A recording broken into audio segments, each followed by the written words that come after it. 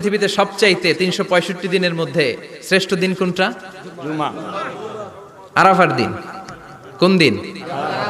কথা বলেন। আরাফাত। হজে যারা গিয়েছেন আরাফার দিন দেখেছেন না?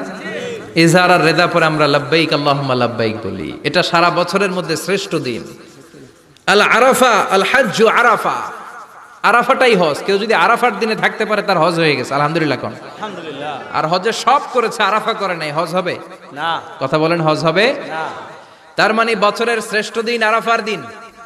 এদিন আল্লাহ এত সংখ্যক বান্দাকে একসাথে ক্ষমার ঘোষণা দেন, বছরের কোন দিন এত মানুষকে ক্ষমা করেন না। সুবহানাল্লাহ। আবার শয়তান ওই দিনে এতটা লাঞ্ছিত বোধ করে, এতটা অপমান বোধ করে, বছরের কোন দিন শয়তান এত অপমানিত হয় না।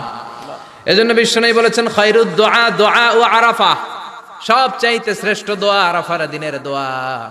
বিশ্বনবী বলেন আরাফার দিনে একটা দোয়া আমি করি, আমার আগে সব নবীরা এই দোয়াটা করতেন। দোয়াটা হলো লা ইলাহা ইল্লাল্লাহ ওয়াহদাহু লা শারীকা লাহ লাহুল মুলকু ওয়া লাহুল হামদু ওয়া হুয়া আলা কুল্লি শাইইন কাদির। সুবহানাল্লাহ পড়েন। সুবহানাল্লাহ। মুখস্থ আছে না দোয়াটা? এটা পড়বেন। বিশ্বনবী আরাফার ময়দানে এই দোয়াটা পড়তেন। তাহলে বোঝা গেল বছরের সব দিন সমান না। সব দিন সমান না।